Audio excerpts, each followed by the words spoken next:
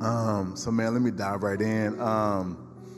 So listen, growing up, you've heard me share, if you've been around, about my father, and my parents got a divorce, and so my father wanted custody of my brother and I. I'm the youngest of four. My two older brothers, my mom had a previous marriage, and so my father fought for us in the divorce because he was serious about being a father.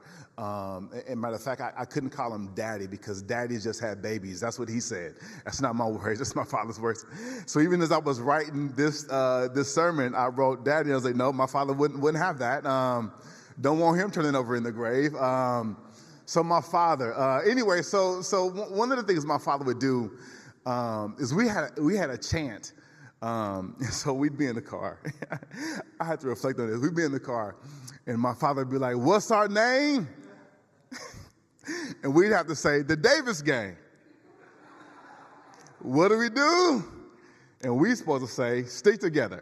Now you would imagine, if my father says that with exuberance and with a degree of high volume to his voice, that we would have to match his energy, okay?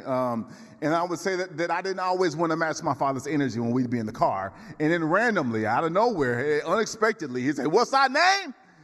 And we had the Davis Gang, and it was the thing.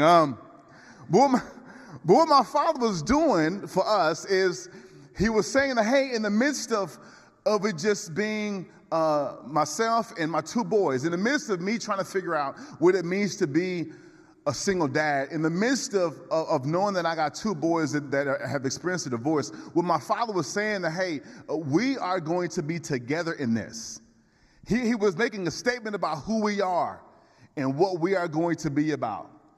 We are together, and that's how we are going to get through this season. I remember my wife and I, when we got married, we were team, we are team LA.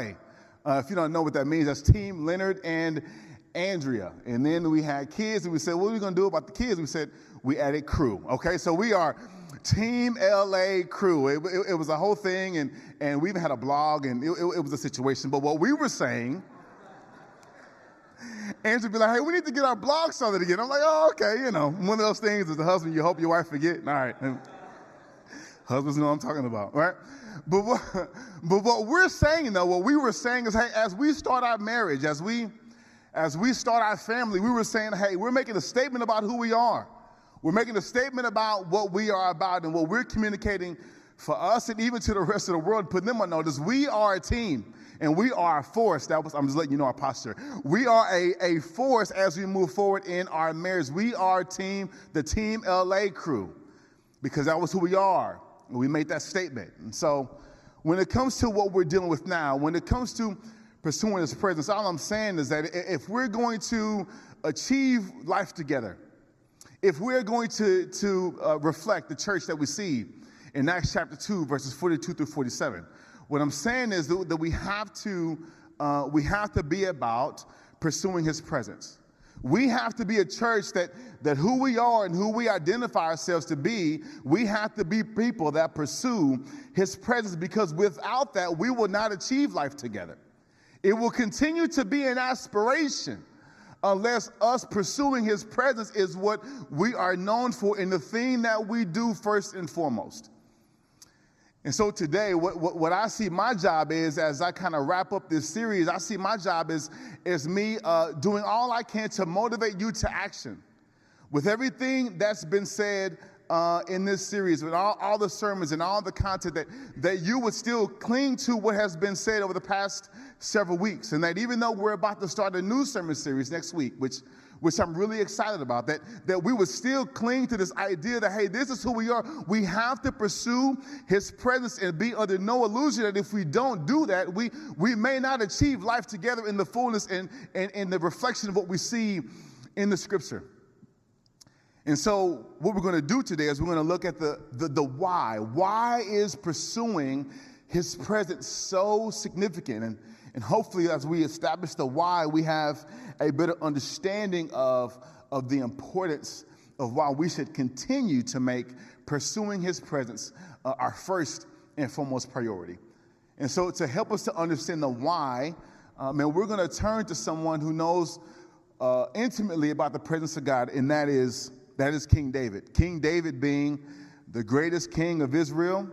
King David being the one whom Scripture said is a man after God's own heart. We're going to look at a psalm of David. We'll be in Psalm 16, and we'll look at the entire psalm, which is verses 1 through 11. Here's what David says. David says, preserve me, O God, for in you I take refuge. And so what we see right off the bat, we see that David is crying out to the Lord. So just bear with me. I'm going to walk through this just a little bit, but I promise we're going to get to where we want to go. He says, preserve me, O God. He's crying out. This is a prayer. What we see later on in the text is we see that David's life was in danger, and he's crying out to the Lord. And so we can understand where David is in this moment, right? We've had moments where we've cried out to the Lord, where although our lives may not be in danger, or even they might be, I'm not sure the circumstances of the folks in the room, but what can happen is there may be a loss that we may be fearful of experiencing that could be equivalent to what we would experience as a loss of our life, a loss of life as we know it, and it leads us to cry out to the Lord. And so we understand what David is saying. And so his prayer continues, right? Verse 2, I say to the Lord, you are my Lord. I have no good apart from you. As for the saints in the land, they are the excellent ones in whom is all my delight. The sorrows of those who run after another God shall multiply. Their drink offerings of blood I will not pour out or take their names on my lips. The Lord is my chosen portion and my cup. You hold my lot. The lions have fallen for me in pleasant places. Indeed, I have a beautiful inheritance. I bless the Lord who gives me counsel in the night. Also, my heart instructs me. Right? And so you see David in this prayer. But before we get to verse 8, what you're going to see is you're going to experience a shift in what David is saying, and a shift in his tone. He begins to express a confidence in the Lord that kind of comes as he's kind of declared how he's experienced the Lord right earlier in the chapter. And it's beautiful. He says, I have set the Lord always before me. Because he is at my right hand, I shall not be shaken. He says, therefore, my heart is glad and my whole being rejoices. My flesh also dwells secure. For you will not abandon me to Sheol or let your Holy One see corruption. And then we get to the final verse of the chapter, the verse that holds the answer to the question that we posed today, which is why is it so important that we pursue his presence? Listen to what David says. He says, you make known to me the path of life. In your presence there is fullness of joy. At your right hand are pleasures forevermore. So here's the first reason. The first reason why we should pursue his presence. We should pursue his presence because he makes known to us the path of life. As I reflect on that point, it reminds me of one of the first scriptures that I memorized as a kid, which was Psalm 23. Right, my father had me memorizing scripture. My hands were behind my back and my chin was up, and I had to recite it. And then he had me recite it in the King James version. And I don't know why he would have me recite scripture in the King James version when I'm 6 years old. Okay, I know somebody here got a King James Bible. No shade to you. I'm just saying that if I'm 6. I may not understand King James, but grace to my father, they didn't have Bible Gateway, they didn't have the Bible app, they didn't even have apps at the time, so it's all good. But he could have bought me a children's Bible, I'm just saying. But nonetheless, for the sake of my nostalgia, right, it says, Psalm 23, King James, the Lord is my shepherd, I shall not want. He maketh me to lie down in green pastures. It says, he leadeth me beside still waters. He restoreth my soul. He leadeth me in the path of righteousness for his name's sake. And so what the psalm alludes, what David is saying, he's saying that, hey man, this is what it looks like to be in relationship with God. He's saying that, listen, we desire to know the answers to life's biggest questions. We desire to see everything that's going on in our life and everything that we're experiencing, and then we want to know ultimately, like, hey, where is it all leading, right? We focus on these individual decisions as if they will impact the entirety of our future. But what David is saying is that being in a relationship with God is more like wandering in a valley. In a valley dense with fog where you take one step, but you don't know where you're going. You don't know where the step is leading. You don't know what God's plan is, but what you do know is that you trust that it is God that is leading. Verse 4 of Psalm 23, what does it say? Yea, though I walk through the valley of the shadow of death, I will fear no evil. Why? Because thou art with me. David is saying that life is like a journey where moment by moment, day by day, step by step, we pursue his presence and allow it to illuminate the path before us. And we trust that God is leading us to a place of life. Life being that place where we experience happiness and well-being and prosperity and flourishing. And so I think about when Moses was on Mount Sinai, he was speaking to the Lord, and Moses said to the Lord, Lord, I want to see your face. And God said, well, I can't show you my face and you live. And so what I'll do is I'll put you over here and I'll allow my glory to pass over, and then you can see my backside. That's what God said. I'm telling y'all, it's the scripture or something else. You'll see my backside, right? But here's the deal. Moses wanted to see the face of God. Moses, he wanted to know God, because Moses is about to lead the people. He wants to know about God. He wants to know his methods. He wants to know his glory. And so when we seek his face, when we pursue his presence, we want to know him and know his methods. And so as God leads us along the path to life, there's just a few things I just mentioned that I've experienced as relates to how the Lord has led me on the path to life. And so as the Lord leads us in this path, here's some things we might experience. We may experience the Lord leading us to a place of refinement, right? This idea that we are incomplete, this idea that what the Lord really wants to do, what the Lord is really ultimately up to, is he wants to mold you into the image of his son Jesus.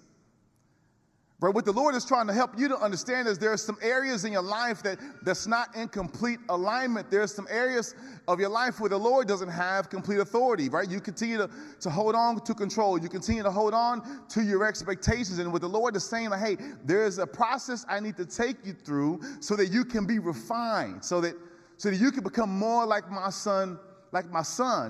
That's the whole point in this. And so sometimes as the Lord is leading us to things that we don't know what's going on, we don't have the answers, but his presence will illuminate to us what he's up to. And he may illuminate to you that, oh, the Lord is refining you. He's making you more into his image.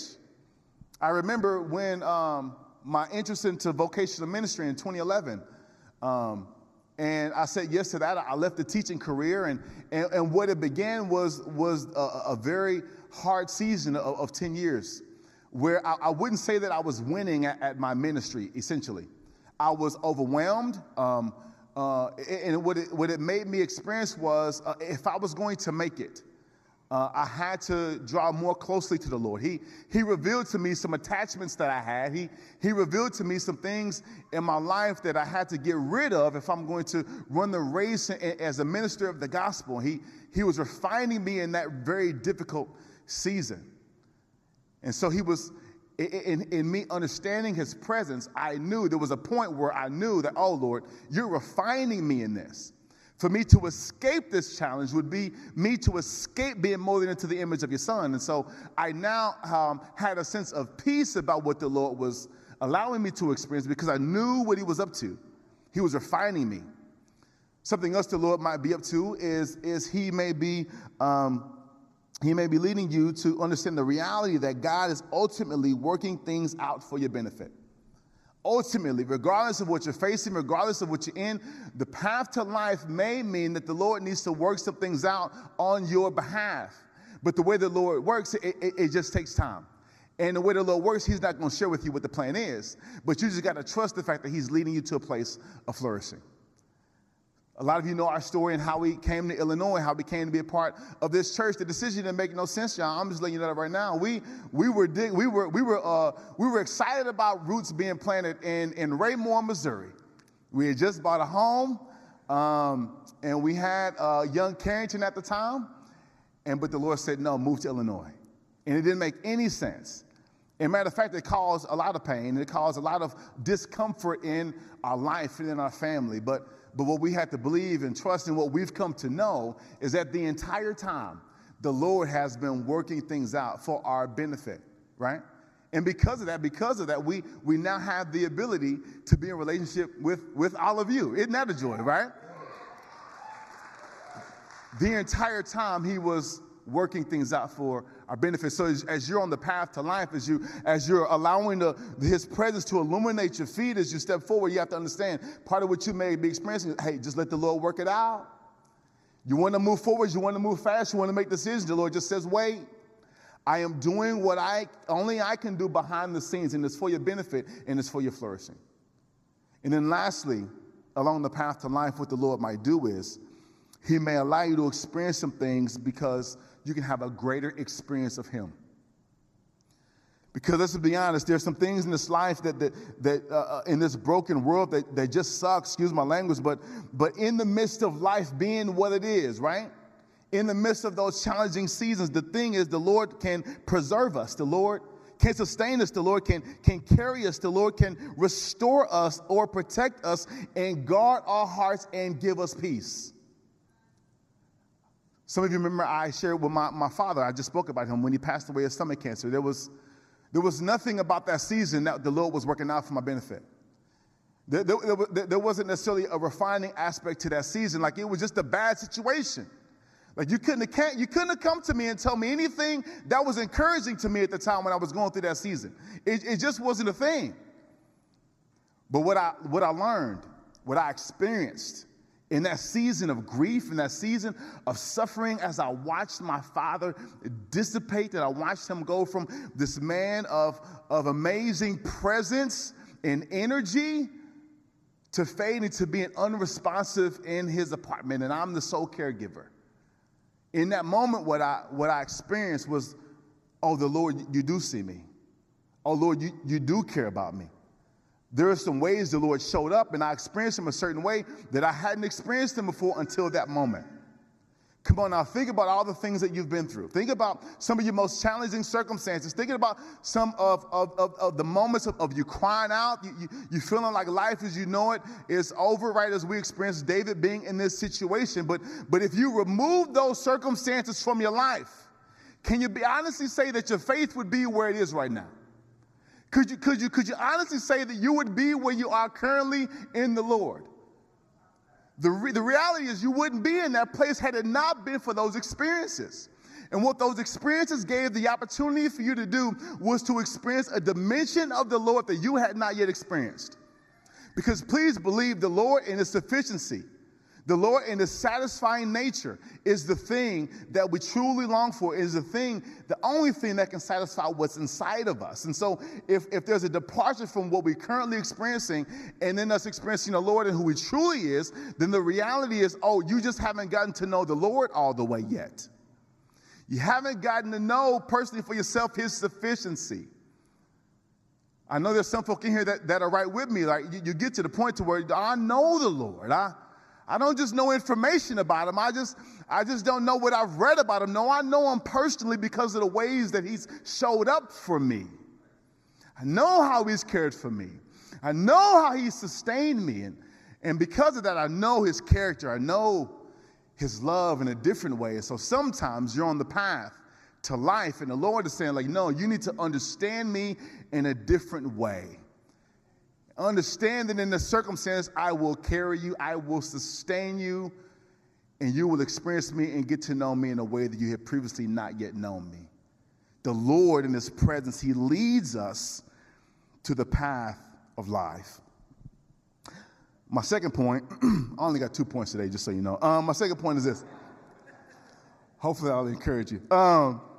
We should pursue his presence because in his presence is where we experience the fullness of joy.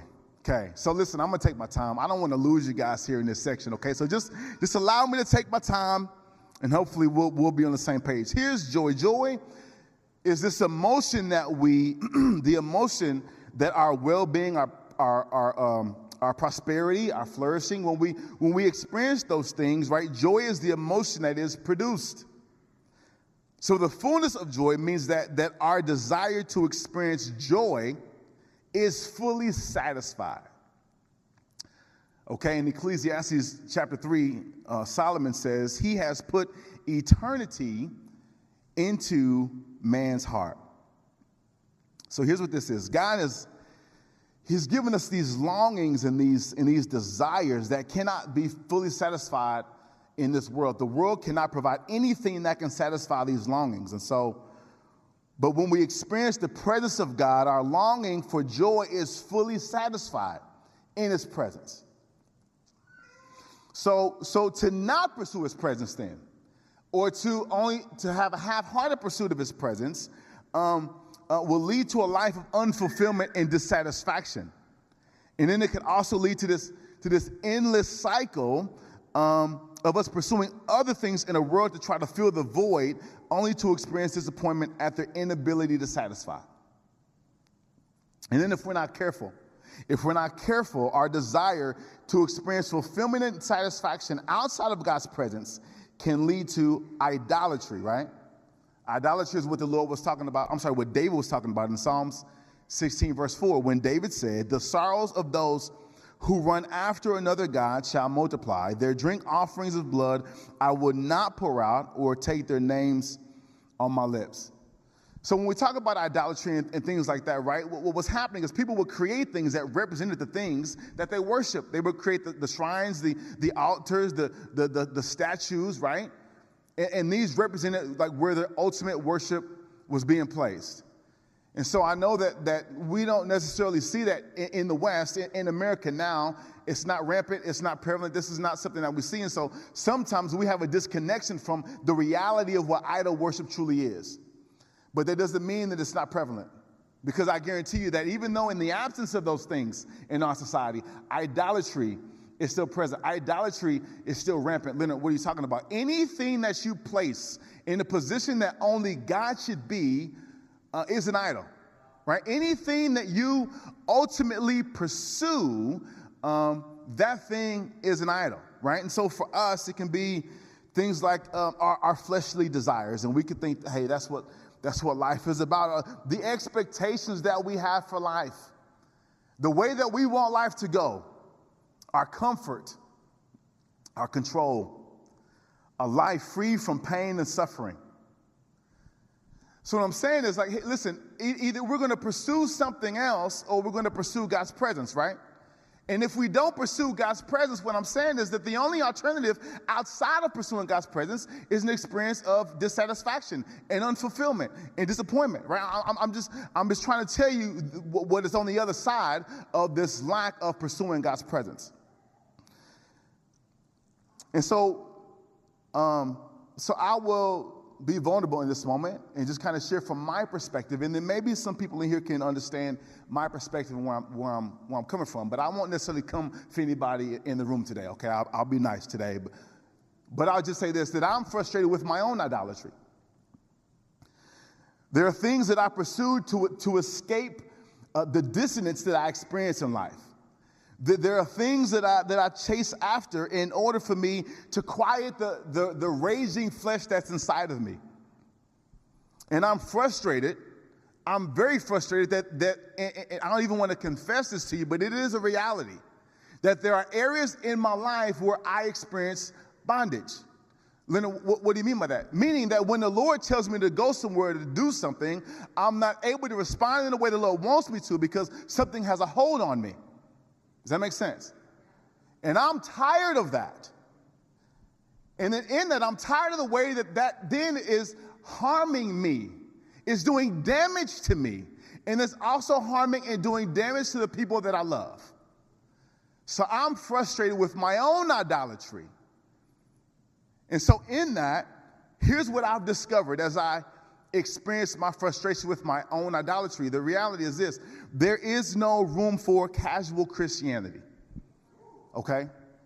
Let me tell you what I'm talking about. So sometimes what'll happen is we'll do our thing and we'll come to church on a Sunday like today, and we'll come here and we might serve and we might give. And man, even in worship, we may even lift up our hands, right? And then we'll leave church, and sometimes we feel good about ourselves because we have checked the box in as far as the religious box, and then we'll leave here, and then Monday through Saturday we'll continue on in our idolatry, in our worship of ourselves, in our autonomy, in our control, in our pursuing pleasure.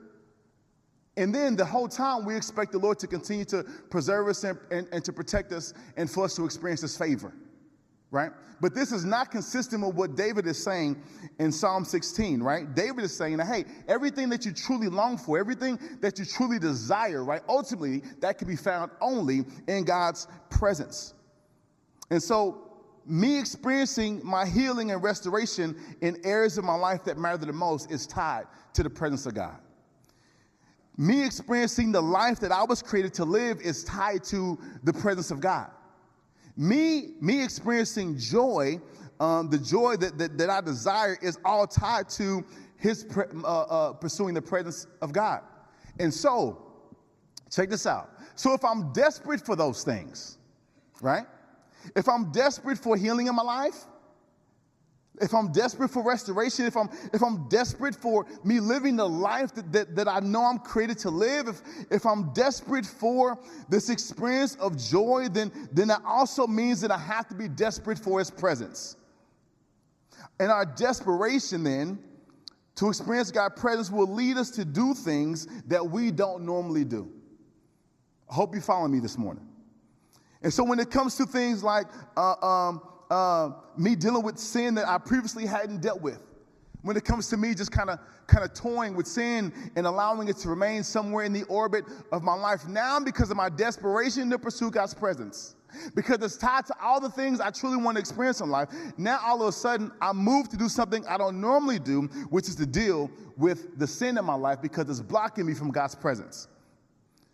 You may take faith on as a greater priority in your life because, why? We need His presence. All of a sudden, when before you didn't have time to read the Bible, you just lived, your life was too busy, but now all of a sudden, because of your desperation for His presence, now you make time to read the Bible. All of a sudden, when it was uncomfortable for me to engage in Christian community and engage with my brothers and sisters, but when I realized that that's where the presence of the Lord is, now I do something I wouldn't normally do because I'm desperate to pursue His presence. You make His presence your aim. When the expectations in your life are not met, you don't pursue and continue to double down and cling to those expectations. You pursue His presence, right? So to be, my expectations to be in good health. When my expectation for that is not met, I'm not going to continue to cling necessarily to my good health. I'm not going to necessarily cling and to necessarily fight for and be mad at God because He hasn't given me the health that I desire, right? And creating negative emotions towards God. No, I'm going to cling to His presence. When it comes to me desiring to have a certain career or a job or some type of employment, right? When that expectation is unmet, I'm not going to double down and cling to that thing and say, Lord, why aren't you giving me employment necessarily, Lord? Why aren't you giving me the job I desire, Lord? Why aren't you giving me the advancement in my career? I'm not going to cling to that. What I'm going to do is understand that what I need to do is have a greater pursuit of His presence. The job's not the thing. His presence is the thing. And it drives me to pursue Him. When my children aren't listening to me and they're not leading productive lives and my expectations are not met, I'm not going to cling to that. It's going to lead me to pursue more of His presence. I hope you understand what I'm saying. When when our expectations are not met, we don't cling to that. It drives us to an experience of His presence, and that's where the desperation comes from, because the things that we desire in life are tied to His presence. And so I'll close with this. There's a quote from Priscilla Shire. If you don't know Priscilla Shire, you should. Get to know her. She's the daughter of, what's her name? Tony Evans at Oak Cliff Bible Fellowship. He just retired recently. Priscilla Shire, she said this. I was listening to a podcast. She said, for many Christians, the question that we often find ourselves toying with is, how close can I get to sin without crossing the line? For the disciple, the question is, how close can I get to Jesus? She went on to say that this leads me to stop toying with sin altogether. The question that is raised is this thing pushing me towards the presence of God? If it's not pushing me towards the presence of God, then it might as well be sin to me. And if it's not pushing me towards the presence of God, then I don't want any part of it. So then we have to then reorient our lives to not avoid sin, but necessarily just to avoid the things that block us experiencing the Lord's presence, right? And I'm going to tell you my prayer for me and myself is I said, oh, Lord, change my appetite. Change my desires. Change even the things that I long for, right? Help me to not be even satisfied by anything that's absent from your presence. Help me to not even be satisfied for the things that this world can offer me. Help me to have such a greater attachment to your presence and your manifestation in my life. Lord, change my appetite.